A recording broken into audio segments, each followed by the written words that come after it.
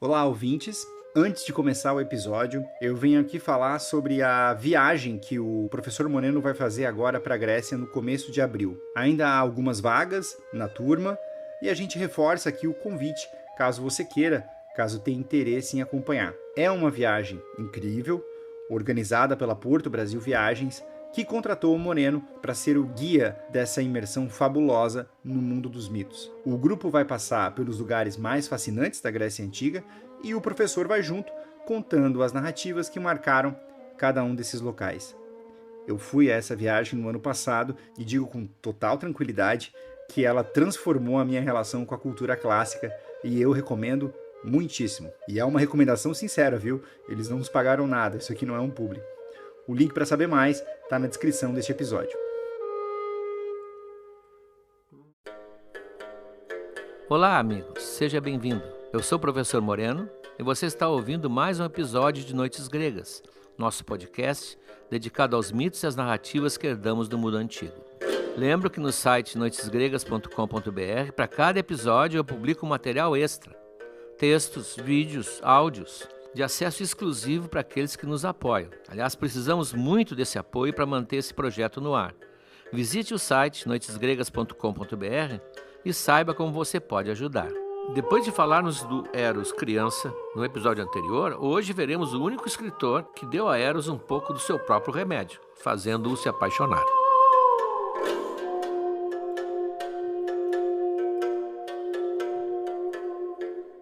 A história hoje é o famoso amor de Eros e Psique.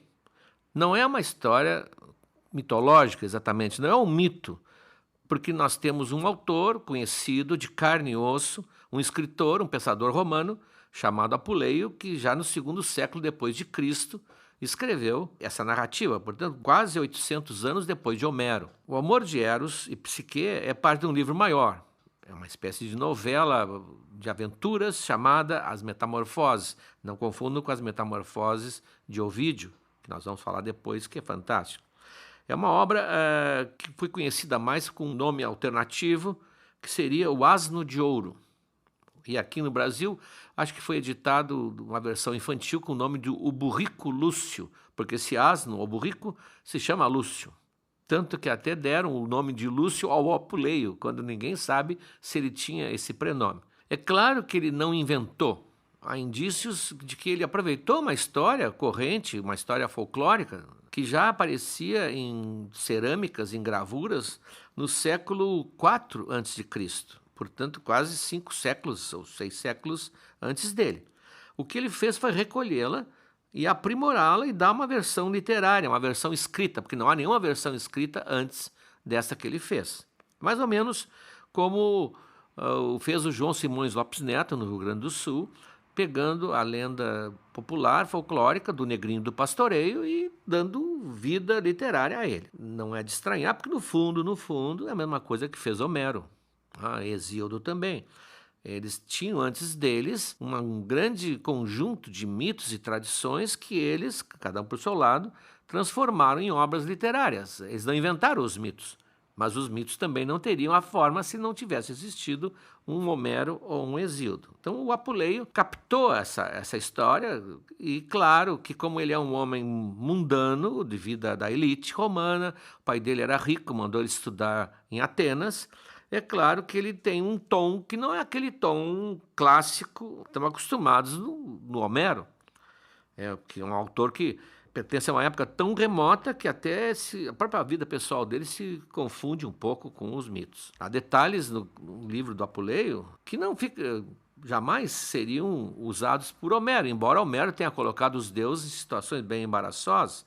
Mas no caso do Apuleio, ele coloca, por exemplo, Afrodite chegando de uma festa meio bêbada, cheirando a perfume, uma coisa que não se pensaria no Homero. Ela todo o tempo nessa história, essa história, na verdade, é a quinta parte do livro. A quinta parte do livro, As Metamorfoses, é Eros e Psique.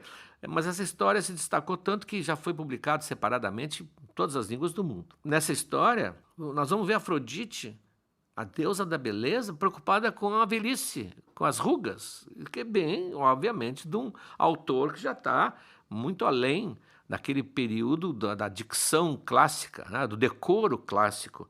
O Zeus, por exemplo, no final convoca os deuses, quase parece uma reunião de condomínio, convoca os deuses e ameaça multar quem não for, em 10 mil, sei lá, 10 mil dracmas, 10 mil piastras, 10 mil coroas, não sei, mas é uma coisa que não é muito compatível com a nossa ideia, aquela ideia serena e majestosa do Olimpo. Mas é uma história fantástica. Nesse livro, O Asno de Ouro, o Lúcio, que é o personagem principal que conta a história, vai fazer uma experiência de feitiçaria metida em mágica e a experiência sai errada, o tiro sai pela culatra e ele vira um burrico.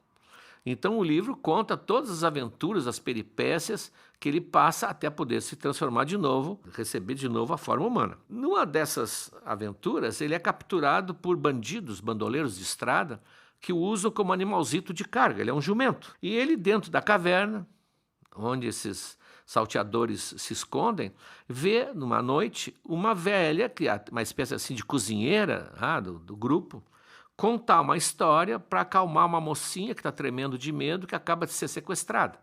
Ela está com medo de ser violada pelos bandidos. Então ela conta essa história, que vai ser a história de Eros e Psique, para acalmar a moça. Quem se interessar, tem uma versão brasileira, tradução do Ferreira Goulart. É um livro que tem o título de Eros e Psique, embora o Apulei nunca tenha escrito um livro com esse título, né? É uma parte do livro. Então a história vai começar com Era uma vez, como costumam fazer todas as boas histórias. Vamos a ela.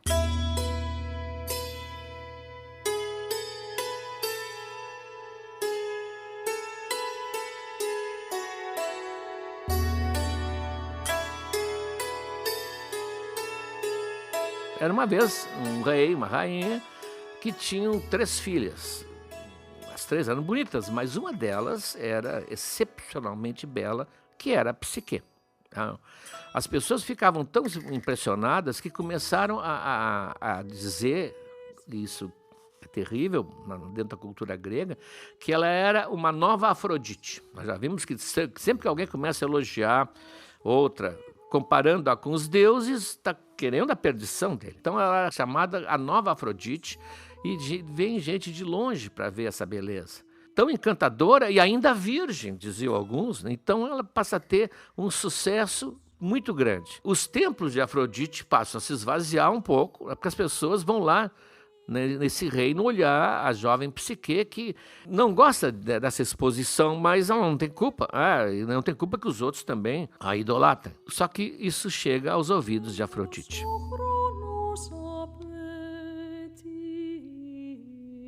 Há uma baixa na frequência aos seus templos e lhe informam que há uma nova divindade jovem, belíssima, e que já dizem que ela é talvez mais bonita que Afrodite, porque ela é jovem. Nesse conto, a Afrodite se queixa muito da idade, coisa que uma deusa não teria, porque as deusas e os deuses, como nós vimos, estacionam na sua idade e não mudam nunca. A Afrodite é uma belíssima mulher e não vai envelhecer, mas nesse conto ela tem essa preocupação.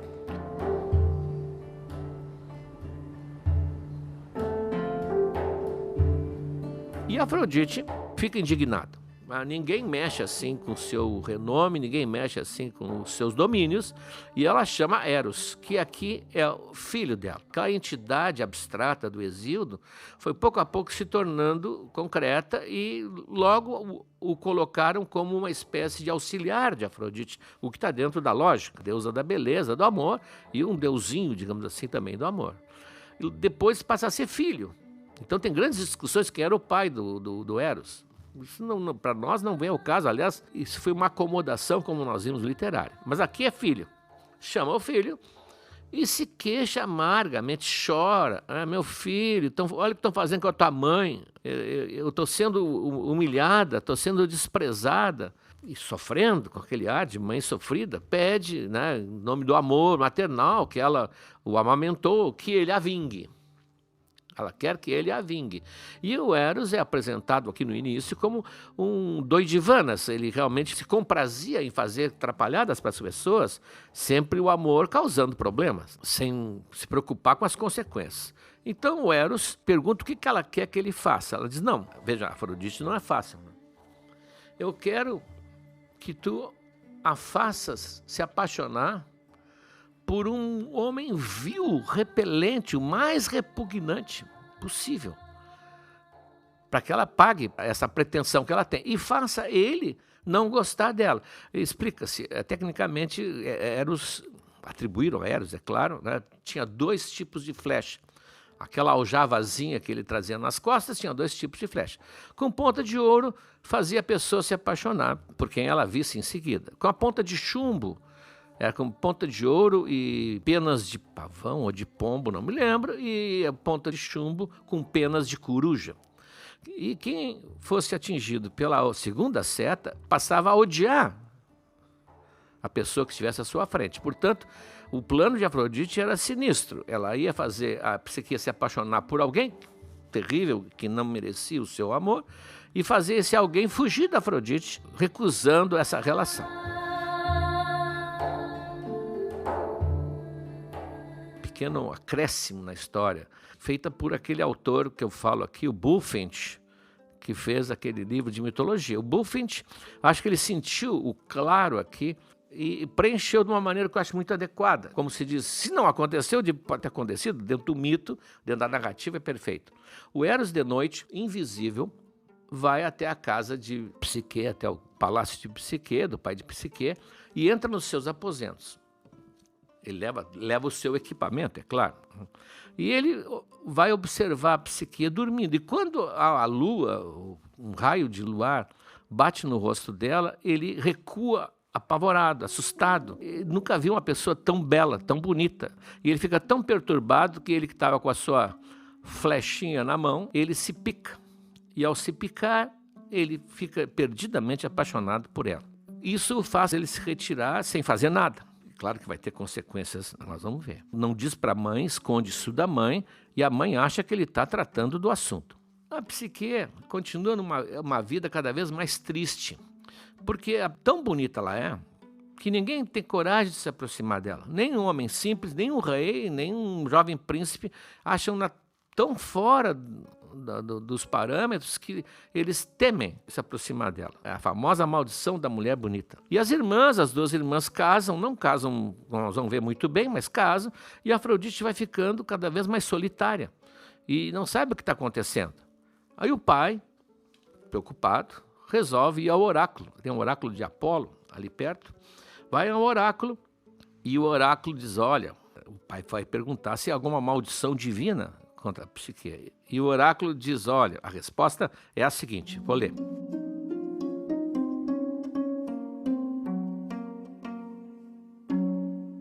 Sobre um rochedo, lá no alto do monte, vai, rei, e expõe tua filha, vestida a preceito para um casamento fúnebre. Não esperes um genro da raça humana, mas sim um monstro cruel, feroz e venenoso, que alcança com as suas asas ainda muito além do azul do céu e que perturba tudo o que existe. E a ferro e fogo faz tremer o próprio Zeus, aterroriza os deuses e enche de pavor os rios e as trevas do Styx. Claro que nós sabemos que isso é metáfora que o oráculo está fazendo, falando exatamente do amor, o Eros, o deus do amor. Mas o pai toma isso ao pé da letra e chega em casa destruído, desolado. Eles, olha, o oráculo não me ordenou fazer isso. Essa é a profecia da vida que regerá a vida de Psique. Todos choram, todos se lamentam, mas não tem saída. Começa a preparar um casamento que, na verdade, parece um funeral, com roupas escuras. O flautista começa a tocar uma música fúnebre. Realmente vai ser... A menina vai morrer em vida, né? Vai ser entregue a um monstro que ninguém consegue imaginar, venenoso, maior que ameaça o próprio Zeus. A própria Psique, corajosamente, consola os pais. Ela diz, olha, eu não quero ver vocês, meus pais queridos, velhinhos, chorarem por mim. Se essa é a profecia, que seja. Me levem ao monte. Antes me elogiavam tanto, achavam que eu era uma nova Afrodite, foi isso que me perdeu. Ela sabe disso. Isso me perdeu. Agora temos que enfrentar, como diria se ela fosse uma moderna jovem, vida que segue. Então há uma procissão chorosa, em vez de um cortejo alegre de casamento, uma procissão chorosa, levam até lá esse rochedo. É um rochedo alto, mais ou menos, que fica ao lado de um grande penhasco para cima, né? À sombra de um grande penhasco. Lá a deixam, ela se despede e eles descem cabisbaixos, destroçados pela catástrofe. Bom, ela fica lá, mas pode se imaginar, olhando em volta, assustadíssima, porque agora ela está sozinha, com quem virá. Além de ser uma situação assustadora, porque ela é uma jovem virgem que vai receber um marido que ela não conhece, que o oráculo diz que é um monstro. E ela lá em cima, tentando enxergar alguma coisa, quando o vento zéfiro, que é um dos ventos, eu já falei aqui, mais mimosos que tem na tradição grega, faz tremer aos poucos a franja do seu vestido, e o vestido vai inflando, inflando, e de repente ela sobe nos ares, é elevada nos ares e vai lá para o topo do rochedo. Lá ela é depositada suavemente numa relva verdíssima, e ela está tão tensa, tão estressada, que ela não consegue ficar acordada e adormece. Quando acorda, já mais com sono reparador, ela vê que ela está num bosque de árvores belíssimas, e na frente dela ergue-se um palácio magnífico. Ela se aproxima com curiosidade, as colunas são de marfim, prata, ouro, o chão é todo cravejado de pedras preciosas. Ela nunca viu uma coisa daquelas, é um reino encantado. A casa é iluminada com uma luz que a fascina, e ela toca na entrada, pisa na soleira, meio que tímida, mas não tem ninguém, né? E ela vai entrando, e há uma voz que diz: senhora, por que ficar tão espantada com tudo isso, senhora, se tudo te pertence? Entre, vai a teus aposentos, deita-te um pouco para repousar. Quando quiseres, ordena que nós vamos servir o jantar. São vozes que saem, estéreo, não sei onde é que sai, das paredes, e que parecem assim extremamente cordiais com ela e respeitosas. Bom, ela vai, meio que levada assim por essa visão fantástica. Isso lembra muito depois as histórias das Mil e Uma Noites, dos palácios mágicos, riquíssimos. Ela vai, deita realmente, depois se banha e janta sozinha, magnífico jantar, enquanto cantam à volta dela, sempre sem enxergar nada. Não existe ninguém à sua vista. Depois que ela come, essa voz que parece talvez ser a governanta, diz: senhora, pode ir para os seus aposentos, que no meio da noite, né, já é noitinha, à noite, o teu esposo vai chegar.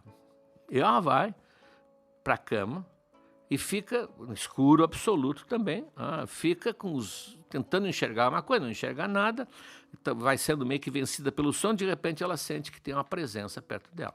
Alguém deita na cama, lhe faz um carinho, carícias, abraça, a beija, e ela se sente envolver. É a primeira noite de amor dela, uma maravilhosa noite de amor.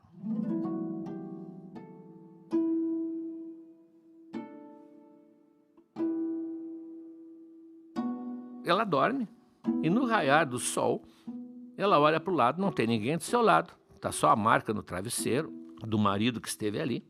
E ela sai daquele aposento, e logo as vozes estão dizendo que o seu breakfast está pronto, que ela deve aproveitar, que o dia depois terá um banho, terá mais uma refeição. E ela se dá conta que ela está sendo cuidada na ausência do marido.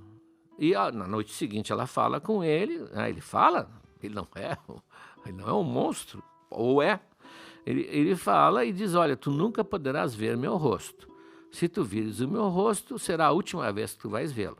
É só o que eu te peço. Eu sempre estarei aqui, eu sempre te amarei, mas tu tens tudo que tu quiseres aqui nesse palácio, te pertence, mas não tenta ver o meu rosto. Bom, esse é um segredo comum em histórias de fadas, né? Vejam, isso é do século II depois de Cristo, portanto bem anterior às histórias de fadas que a gente conhece. Mas a matriz é a mesma, é o segredo, é o mistério, não pode ser rompido.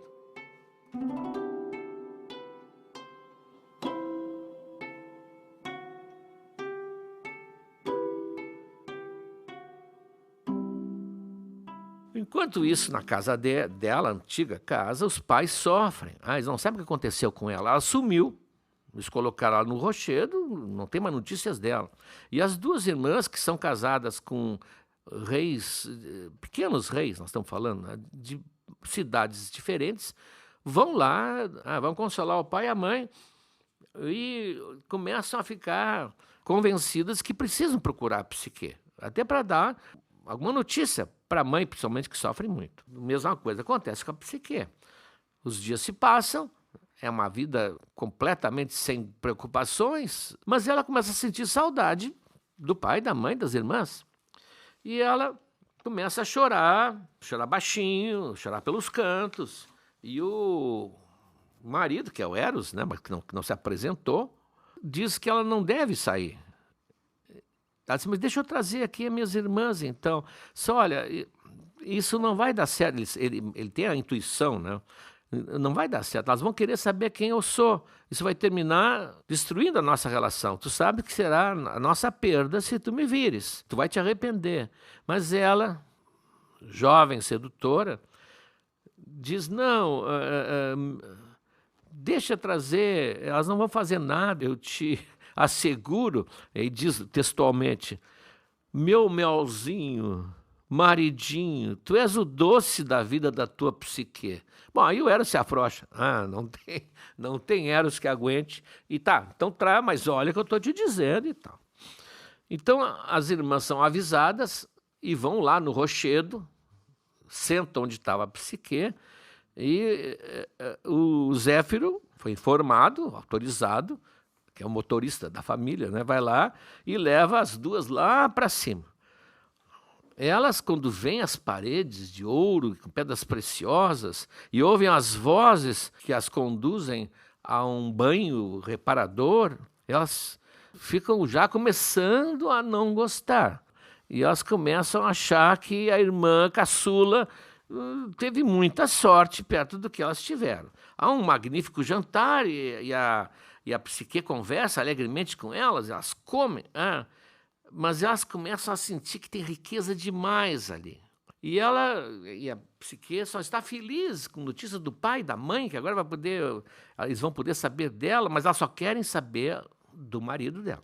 Como é que é o teu marido? E ela, instruída por Eros diz, não, ele é um homem jovem, não tem uma barba ainda grande e tal, e passa o tempo caçando, que era uma atividade naquela época normal. Passa tempo caçando nos vales, nos montes, e já desvia o assunto, ela vai se despedir das irmãs e enche as irmãs de presentes, de colares e pulseiras, para que elas voltem para casa felizes. Claro que isso só piora a inveja das irmãs. Essa inveja, enquanto elas descem, o Zéfiro leva-as de volta, enquanto elas vão em direção às suas casas, elas entram num delírio, assim, mas não é possível, por que ela foi ter isso? Os nossos maridos, nossa senhora, não se comparam, mas depois o meu, está tudo curvado, cheio de reumatismo, e me rende pouquíssimas homenagens amorosas, e que eu tenho que suportar ainda, né? E a outra diz, o meu está careca, eu sei que as duas estão muito... E não dá dinheiro para comprar nada, as duas estão revoltadas. E só falta esse marido dela ser bonito, bom, aí é demais, né? Nós temos que nos vingar. A outra, por quê? Porque ela nos tratou com arrogância. Tu não viste os presentes ricos que ela nos deu? Isso está nos ofendendo. Quando a pessoa quer enxergar o mal, ela enxergará. Aí o Eros, de noite eles conversavam sempre, ela disse, olha, tu consegues enxergar o perigo que a gente correu com isso aqui?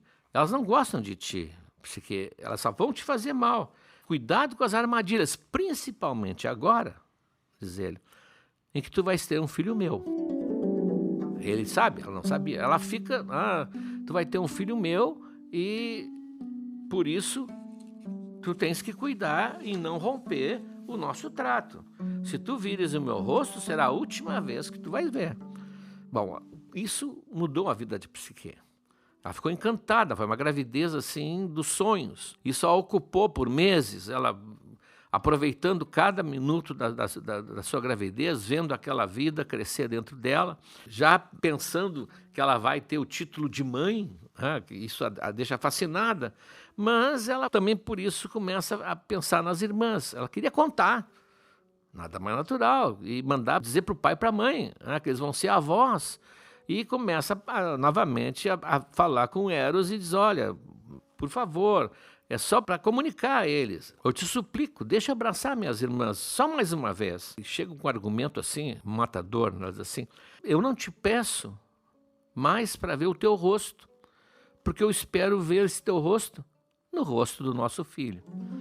Bom, aí, novamente o Eros, diz o Apuleio, enfeitiçado por essas palavras, né? Não tem, realmente a Psique, uma frase belíssima. E as irmãs voltam. Mas elas já chegam assim, elas chegam no rochedo e já vão mandando, e o Zéfiro já não está gostando delas, né? Já transporta elas com repugnância, né? E elas vão lá e a Psique comunica que vai ter um filho, e elas, que maravilha! Nada mais comum, a Psique acredita na força da sororidade das irmãs, isso é normal, mas as irmãs não estão pensando nisso, só fingem. E dizem, o que será que vem nessa barriguinha? Que alegria tu vais trazer para todos nós, que seremos as amas dessa criança? E se ela for bela como os pais, então vai ser uma... E com essa conversa, a Psique, evidentemente, vai se desarmando, vai abrindo suas defesas, e elas perguntam de novo como é que é o marido. E ela esqueceu, a famosa mentira, o mentiroso é apanhado pelo esquecimento, e ela diz, não, ele não está nunca em casa aqui quando vocês chegam, porque ele é um comerciante importantíssimo. E ele tem até, assim... Tem as têmporas já começando a ficar grisalhas e tal, é um belo homem. E as irmãs se dão conta. E descem, porque elas estão indo e vindo agora, mais comum, e descem exultantes. Ela mentiu.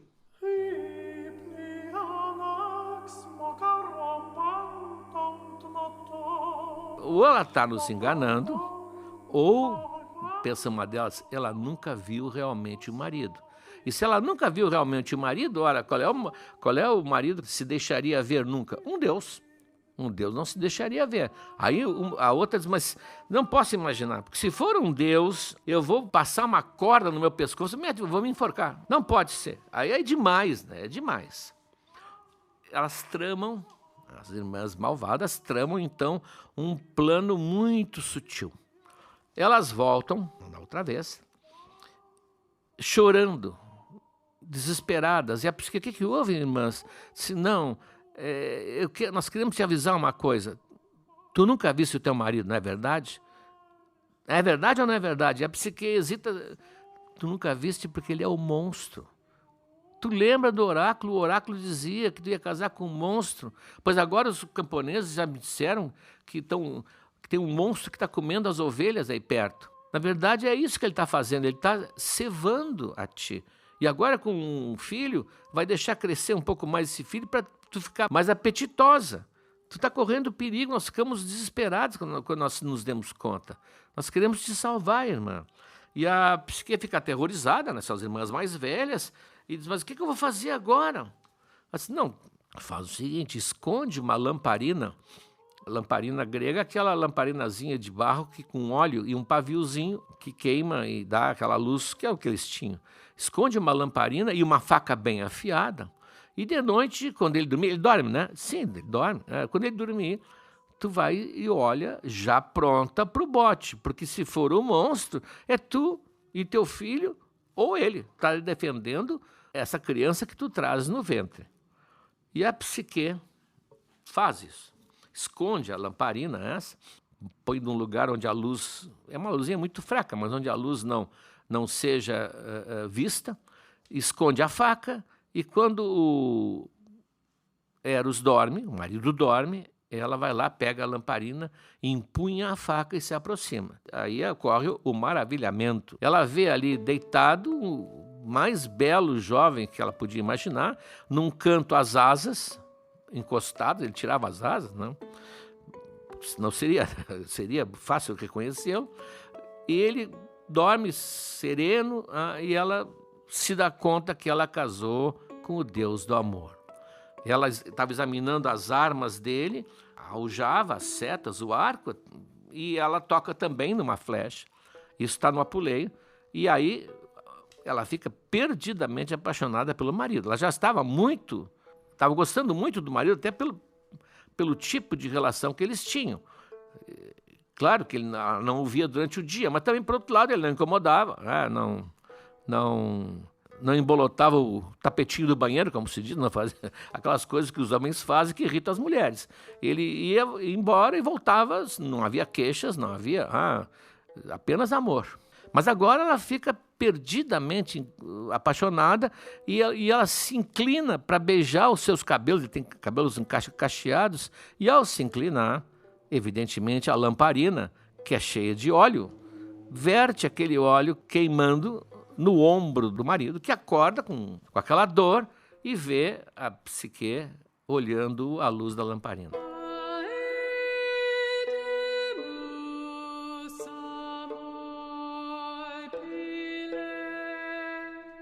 Ele tem um olhar, no meio da dor, ele olha para ela com uma decepção terrível e diz: tu perdesse a minha confiança. Eu vou me embora, tu nunca mais vai me ver. Ela tenta, se agarra nas pernas dele, não fica, eu vou explicar, e ele não tem explicação e vai embora. Deixa desesperada, ela não sabe o que fazer. Ela fica tão desatinada que ela vai num rio próximo e tenta se matar no rio. Aliás, ela tenta várias vezes suicídio, né? Essa história é um prato, né? Tem simbologias, 1000 simbologias, tem situações, aqui para quem quer estudar, a psique humana é ótimo. Ela é um pouco suicida. E ela vai no rio, e como todo rio da Grécia, é um deus, todo rio tem um deus, né? Um deus residente, digamos assim. Zeus, por exemplo, já entrou em briga com um rio. Aquiles, na Ilíada, vai fugir de um rio que o persegue. E ela se atira no rio, e o rio, que é um rio sábio, diz: não, minha filha, não, tu não vai morrer aqui, tu é muito jovem, tu é linda, tu deve estar com alguma desilusão, e joga-a de volta para o seco. Não deixa ela morrer.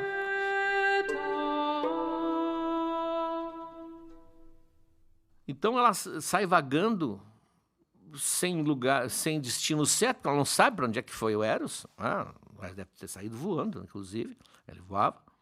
Ela sai perambulando por caminhos e termina, quase que inconscientemente, chegando na casa de uma das irmãs. E aí ela resolve se vingar. Ela se dá conta que o Eros tinha razão, tinha sido feita uma trama para perdê-la. E ela chega lá com aquele rosto totalmente marcado pelas lágrimas. E a irmã: o que houve? Ela diz: olha, eu fiz o que vocês disseram, eu coloquei a lamparina escondida, e quando eu fui ver, não era um monstro, era o deus do amor, era Eros. E ele, com isso, ficou furioso.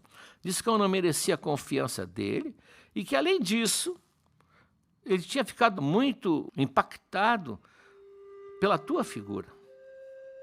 Quando tu fosse lá visitar, sem que nós víssemos, ele te viu. E ele falou no teu nome. Disse que tu sim que era a mulher que ele merecia. A irmã nem esperou ouvir a frase, nem o ponto final. Fez uma chapinha, passou um secador, mamãe, e saiu correndo, desesperada, em direção ao rochedo. Chegou no rochedo e já foi dizendo: Zéfiro, cheguei. Só que não tinha Zéfiro nenhum. E ela cai lá num peral onde as suas carnes, como diz o Apuleio, se laceram tanto que separam dos ossos. Foi o castigo que Eros fez, porque o Eros, ao se despedir, disse: tuas irmãs, eu vou dar o que elas merecem. Tu vai ter o meu desprezo. Aí ela vai na outra irmã, acontece exatamente a mesma coisa. Não, era o teu nome que ele mencionava, às vezes dormindo. A irmã também vai lá e, pimba, se atira do rochedo, pensando que vai ser sustentada pelo vento. Enquanto isso, Eros está em casa. A casa da Afrodite é bem doméstico, né? E com dor, com queimadura, a mãe diz: o que houve? O que aconteceu? E ele só geme, ela vê que ele está ferido, portanto, os gemidos é um sofrimento razoável, ela não se dá conta, não sabe ainda que ele está ferido do coração. E ela vai se banhar no mar, onde, segundo aquela versão que nós conhecemos, de onde ela nasceu. No mar, ela é procurada por uma gaivota. As gaivotas seriam as aves que acompanhariam Afrodite, né, nos seus passeios.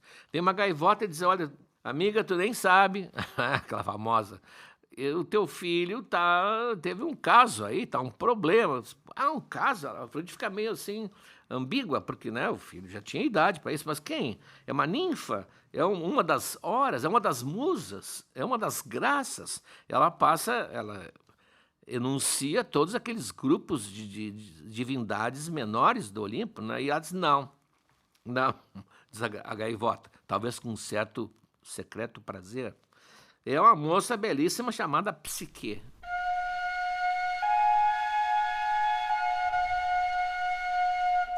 Bom, aí a Afrodite, mas aquela que eu mandei destruir, eu fui falar no nome dessa moça só para chamar a atenção do meu filho. Aí ela vai falar com o Eros, faz um sermão assim, muito bonito, tu faz isso, pois tu sabe que eu não sou velha demais para ter outro filho, viu? Mãe assim, né? E qualquer coisa eu jogo fora esse teu arco, essas tuas flechas, fica possessa com o Eros. Enquanto isso, a Psique continua desesperada pelos caminhos, porque ela quer encontrar o Eros para pedir desculpas e declarar o seu amor por ele. Pelo menos ela quer ter a chance de falar. E a Afrodite quer encontrar também ela. Ela quer encontrar com outros intuitos, né? Então ela vai falar com Zeus. Diz: olha, Zeus, aconteceu isso assim, assim, e eu quero te pedir licença para usar o Hermes. Hermes é o mensageiro dos deuses, né, que vai ser o nosso próximo episódio, aliás. E o Zeus prontamente empresta o Hermes e ela dá para o Hermes um papel. Está aí outro detalhe que mostra que não estamos falando de um mito. Ela entrega um papel tipo um procura-se, com a descrição da Psique, dizendo que ela é uma escrava fugida e que ela está procurando. Então o Hermes deve ir de aldeia em aldeia proclamando que Afrodite, portanto ela deu o nome, procura essa moça, tais características, e a recompensa que ela vai dar pela captura ou por informações é a seguinte, dizia o Hermes: quem quer que prenda ou denuncie a fujona vai ser recompensado recebendo da própria boca de Afrodite 7 doces beijos, mais um com a língua, um beijo de puro mel. Afrodite botando para quebrar, é o que ela tem para oferecer. Isso deixou a almarada toda empolvorosa, imagina, a deusa vai dar 7 beijos e ainda um com boca entreaberta com a sua linguinha, tá no texto. Então, há uma movimentação incrível e a Psique sente que ela tem que tomar uma atitude mais drástica. E ela resolve enfrentar a sogra. Vai lá, não sei como é que ela chega lá, no Palácio de Afrodite, e é reconhecida pela porteira, digamos assim, pela mordoma, que já vai dando uns tabefes na Psique. Ah, é tu? Tu vem aqui, pega pelos cabelos, arrasta ela lá para dentro e diz: olha aqui quem está aqui, senhora. Afrodite tem um ataque histérico. Se ela não fosse uma deusa, tem um piti. E manda a empregada surrá-la com uma vara. Então a empregada surra a coitada da Psique, que está com uma barriga já visível, né? E a Afrodite se diverte, ri e ainda diz: olhem só, ela pensa que eu vou me apiedar por essa barriga que ela leva. Ah, sim, porque pensa que vai me tornar uma feliz avó. Sim, vou ficar feliz por ser, na flor da idade, ser chamada de avó. E ainda filho de uma escrava sem serventia, que vai ganhar o título de neto de Afrodite. E ainda, dito isso, Afrodite não se contém, vai lá e também dá uns tabefes na pobre Psique. Mas, como a Psique parece que está disposta a aceitar tudo, porque ela quer falar com o Eros, ela não tem como solucionar a presença de Psique lá, que ela vai terminar se encontrando com Eros, que está no palácio, só que não sabe que Psique está lá. Ela diz: não, olha aqui, ó, a ideia que, algum adjetivo que ela usa, né? Sua aventureira, se tu queres um dia imaginar ser minha nora, eu vou te propor provas que tu vai ter que mostrar que tu realmente é alguém que merece. Bom, aqui vem aquelas situações que nós já vimos isso em dezenas de histórias de fadas. Vocês vão reconhecer algumas até, mas é mais antigo. A primeira prova é a seguinte: então ela pega grãos de cevada, de trigo, de centeio, de lentilha, faz um monte bem moderno, multigrãos, assim, um monte gigantesco, e diz: tu vai me separar tudo isso aqui até a tardinha. À tardinha eu volto aqui para ver, que eu tenho que ir numa festa e eu volto depois. Aí a psique olha aquilo ali e diz: vão me matar. Tudo era: vão me matar. Mas uma vozinha pequenininha chama a sua atenção. Ela olha, tem uma formiguinha. E a formiguinha é uma formiguinha amiga, solidária. E ela se apieda da psique, que está realmente numa figura lamentável, e diz: deixa que eu e minhas amiguinhas vão solucionar isso aqui. Então ela convoca lá uma ONG de formiguinhas, e quando chega a tardinha está tudo separado em montinhos. Aí que a Afrodite, diz o Apoleio, volta meio alegre, cheirando a perfume que veio da festa. Ao ver o trabalho pronto, ela diz: não foste tu. Ela pensa que talvez o Eros ou alguém está ajudando ela. Não foste tu. Deve ter sido aquele jovem a quem tu enfeitiçasse. Mas amanhã nós vamos ver outra coisa. E joga um pão seco para a Psique e vai dormir. No dia seguinte, claro que ela passa a noite miserável, sem saber que a poucos metros dali o Eros está sofrendo. E o Eros também, sem saber que a poucos metros dali está a Psique. De manhã, a Afrodite diz: olha, naquele campo lá, assim, tem umas ovelhas que têm a lã de ouro. Eu quero que tu me traga um punhado dos fios dessa lã. Psique vai na direção a esse campo, mas no caminho o vento passa pelos juncos e o junco diz: olha, não é o que tu está pensando. Essas ovelhas, enquanto o sol está no céu, elas ficam completamente enlouquecidas e assassinas. Tu não pode te aproximar delas. À noite, quando refrescar, elas se acalmam e dormem. Tu vai te esconder numa árvore e esperar que anoiteça. Quando anoitecer, tu desce, e em volta nos arbustos está cheio de fios delas, que elas, quando passam, arrancam pelos galhos, pelos espinhos. Não precisa nem chegar perto delas. E a Psique, então, faz o que o junco disse, e quando chega de manhã, ela apresenta a Afrodite um punhado de fios dourados. Ela disse: bom, então vou dar uma terceira prova. Toma essa garrafinha aqui, esse frasquinho, e me traz um pouco de água do Styx. O Styx é aquele rio que nós já falamos aqui várias vezes, que é o rio um dos rios do mundo dos mortos, que fica numa garganta de rocha, protegida por dragões dos dois lados. E a Psique diz: vou me matar. Eu acho que ela usava isso como uma espécie de isca para atrair os auxílios. Vocês estão vendo aqui várias situações que lembram a Branca de Neve, que apareceu depois na Cinderela. Isso está presente em dezenas de mitos e lendas do mundo inteiro. É normal. A donzela que é ajudada por esses pequenos seres naturais da natureza. Elas não têm como chegar lá. Os dragões estão em volta, é um labirinto com um rasgo na pedra, e quem passar por ali não andará 2, 3 metros.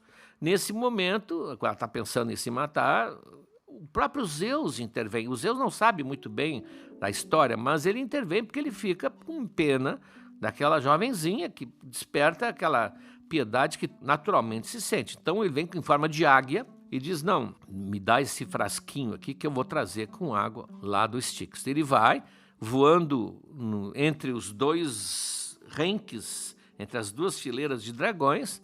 Ele vai voando, é curioso que o Apoleio põe que ele, para conseguir passagem, diz: não, foi Afrodite quem mandou. Pô, mas é Zeus, né? Tudo bem. E ela pode, portanto, levar à sogra o frasquinho com as águas de Styx. Ela diz: bom, então tá. Então, estou vendo que tu tens recursos, tu tem magia, tu deve ser uma feiticeira, que ninguém consegue fazer essas coisas. Então, olha, eu cansei muito com essa história, fiquei muito abatida, fiquei muito estressada, e eu me olhei no espelho, eu estou irreconhecível. Não é uma beleza própria para Afrodite, eu estou caída, eu estou com olheiras.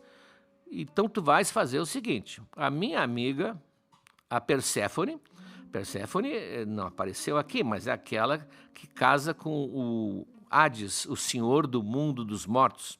Tu vai até lá ao mundo dos mortos, leva essa caixinha aqui e diz para Perséfone que eu, Afrodite, amiga dela, quero um pouco do creme da beleza eterna que ela tem. Eu mereço, eu tenho um compromisso no Olimpo e não vou me apresentar com essa cara aqui. Aí a Psique descer ao mundo dos mortos, vou me matar. E ela sobe numa torre para se atirar de cima da torre. Mas a torre diz, não, jovem, não faça isso, não é tão difícil assim. Mas como que não? Diz, não, se tu te matares, tu vai morrer antes da hora. Se tu fores lá e morrer, pelo menos tu fosse. Então tu já está antecipando. Não, é assim, ó. Tu tem que pegar 2 bolinhos de cevada com mel e botar 2 moedinhas na boca para usar no teu trajeto, para conseguir passar pelos obstáculos. Se tudo mais que tu ouvires, tudo mais que falarem contigo, tu não ouve, tu não para, tu não dá atenção, tu segue reto. E lá, quando chegar lá, não aceita comer nada, ninguém pode comer nada no mundo dos mortos, senão não sai de lá. A psique, porque o amor faz ter a força e a coragem, a psique vai e chega na barca do Caronte, aquele que atravessa o Rio dos Mortos. Ela dá uma das moedinhas que ela tem na boca, e tem que ter na boca, porque ele pega na boca, acostumado a pegar dos mortos. E ela desce do outro lado e lá está o Cérbero, aquele cão famoso, com 3 cabeças, que é o guardião da porta do mundo dos mortos. Ela dá um bolinho com mel, que seria, digamos, o seu pedágio. Quando ela chega lá no fundo e fala com a Perséfone, ela é extremamente bem recebida. A Perséfone é uma dama. E ela diz, olha, eu vim aqui porque a Afrodite me mandou, entrega a caixinha, mandou pedir um pouco daquele creme que a senhora tem. Aí a Perséfone olha para ela, não diz nada, vai lá, volta com a caixinha. Está aqui a caixinha. Ah, leva direto para a Afrodite. Não, sim. Ela volta, dá mais um bolinho para o Cérebro, consegue sair, pega o Caronte e dá outra moedinha. O Caronte ganhou uma ida e uma volta naquela passagem. E ela vai, então, em direção a Afrodite. Só que a Afrodite, mulher, sabia o que Psique ia fazer. Psique pensa assim, se Afrodite, a deusa da beleza, está se sentindo caídaça, imagina eu, com que cara que eu vou ver o Eros se eu puder ver agora? Eu não vou me apresentar assim para ele? Eu devo estar um zumbi? E ela, então, ela não vai notar se eu tirar um pouquinho desse creme. Se vale para Afrodite, imagina para mim. E ela abre a caixinha. Em vez de ser, evidentemente, o creme da beleza, era o elixir do sono eterno. Exala dali uma emanação e ela cai com o sono da morte.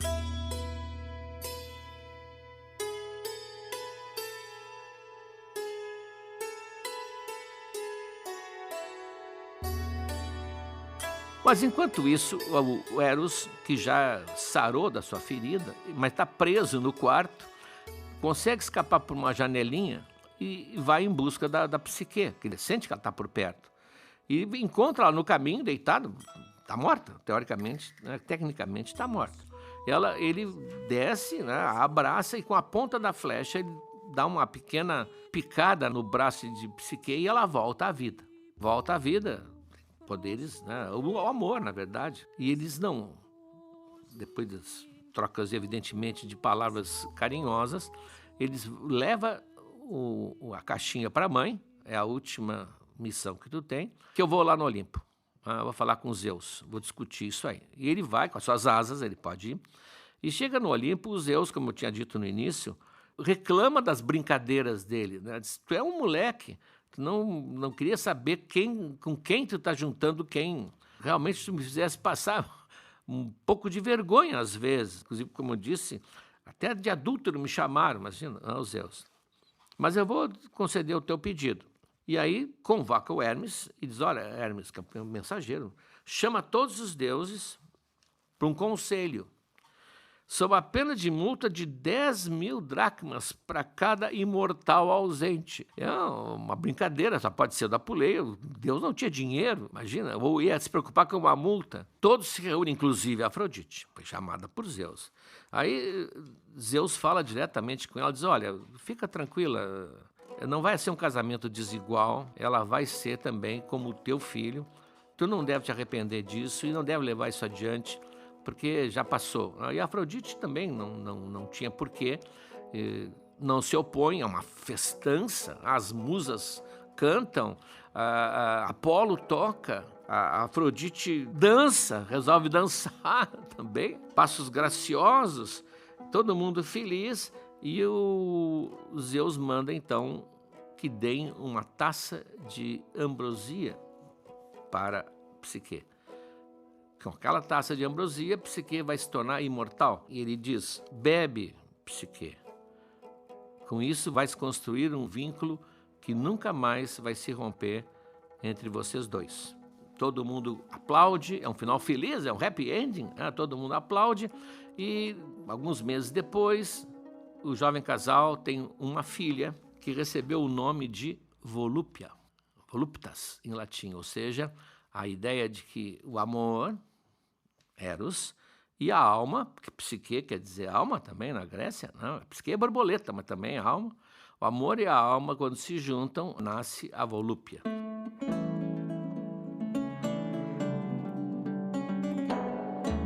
Então você deve ter percebido que essa história é quase um conto de fadas. Uma história que se vê mais romântica do que mitológica. É uma história que mais incendiou a imaginação do Ocidente e gerou uma infinidade de pinturas, de esculturas, de óperas com a história desse amor. Nós vamos ver, inclusive, alguns exemplos do material exclusivo, é claro. Há alguns quadros bem significativos, né, do Eros e da Psique. Como é uma narrativa complexa, as interpretações que já foram escritas, elas enchem uma biblioteca praticamente. Tem muita particularidade, tem muita coisa que pode ser discutido. O amor descrito como um monstro pelo oráculo, a proibição de ver o marido misterioso, a lâmpada usada para devassar o mistério, tudo pode ser simbólico, tudo pode ser levado para o lado do símbolo, é significativo, e se presta às mais variadas, eu diria até também às mais desvairadas interpretações. A leitura junguiana, freudiana, mística, alegórica, religiosa e todas as outras que vão brotar dessa história inesgotavelmente. Tem muitas maneiras de ler, muitos pontos para enfatizar, tem muitas interpretações de detalhes e torna essa história talvez tão fascinante assim. Mas não importa. O grande sucesso, eu acho, o grande prestígio que essa história conquistou e nunca mais vai perder, se deve, no fundo, ao fato que ela ilustra um princípio que todos nós gostaríamos que fosse verdadeiro, que no final, o amor tudo vence.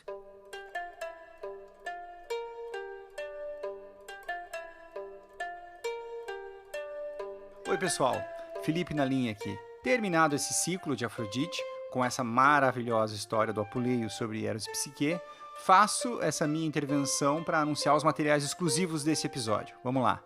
Tem, primeiro, um trecho da história na tradução do Ferreira Goulart. Nós comentamos sobre essa tradução aqui nesse episódio. É o comecinho da história, numa versão cujos predicados mostram o quão estupenda era a Psique. Ótimo texto. O trecho vai do começo da história até o momento em que a notícia sobre a beleza de Psique chega aos ouvidos de Afrodite. Depois, na cama com Psique.